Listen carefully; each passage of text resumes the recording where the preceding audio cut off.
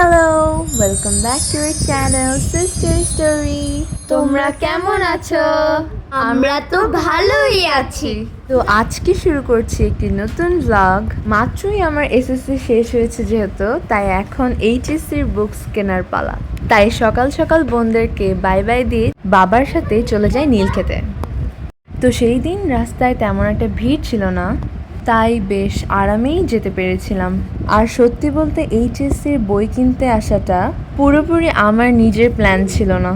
মাত্রই এসএসসি পরীক্ষা শেষ হয়েছে, তাই এখনই বই কেনার তেমন ইচ্ছা ছিল না। কিন্তু মা বলল আগে থেকেই বই কিনে রাখলে পরে আর তেমন ঝামেলা হবে না, তাই ভাবলাম আজকেই কিনে রাখি। তো নীলক্ষেতে আমি সবসময় সবুজ লাইব্রেরি থেকেই বই কিনে থাকি, তো এইবারও কোনো ব্যতিক্রম না। নীলক্ষেতে যেয়েই চলে যাই সবুজ লাইব্রেরিতে। সেই দিন নীলক্ষেতের ভেতর তেমন একটা ভিড় ছিল না, তবে আমার এইজের অনেকেই বই কিনতে এসেছিল ওই দিন। তারপর কিছু বাছাবাছি করে কয়েকটা ইম্পর্টেন্ট টপিকের বইগুলা কিনে ফেলি। আর বই কিনতে বেশি একটা সময় লাগেনি, 30 থেকে 40 মিনিটের মধ্যে আমার প্রায় কয়েকটা বই সিলেক্ট করা হয়ে গিয়েছিল। তারপর তার পাশেই ছিল কয়েকটা স্টেশনারি দোকান, সেখান থেকেও কিছু পেন, পেন্সিল, রাবার, শার্পনার সব নিয়ে নিয়েছিলাম।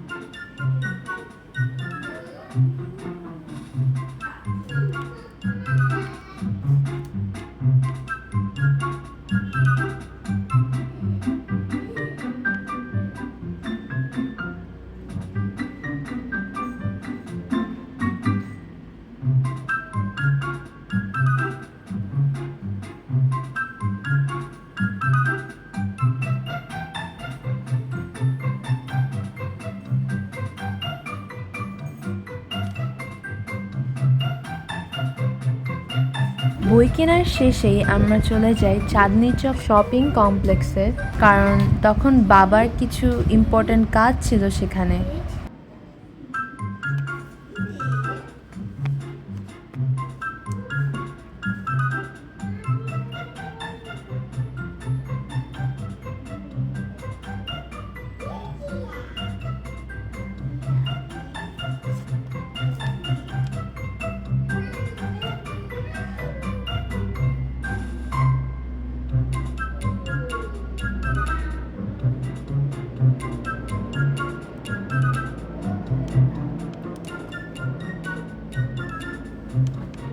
তো চাঁদনি চকে আমার পিসার একটা স্বর্ণের দোকান আছে, সততা জুয়েলার্স। পিসার সঙ্গে দেখা করার ইচ্ছে ছিল, তবে সেদিন পিসার দোকান বন্ধ ছিল, কারণ পিসা ব্যবসার কাজে অন্য জায়গায় ব্যস্ত ছিল, তাই দোকানে আসতে পারেনি।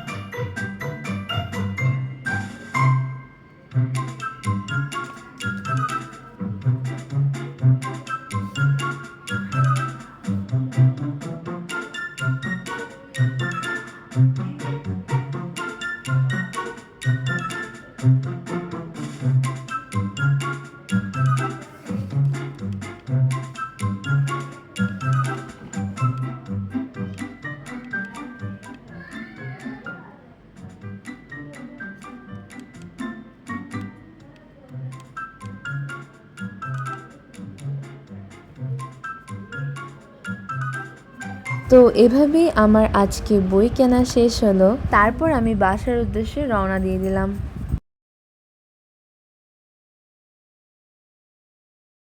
বাসায় পৌঁছে দেখি আমার বোনেরা আমার জন্য নিচে অপেক্ষা করছিল।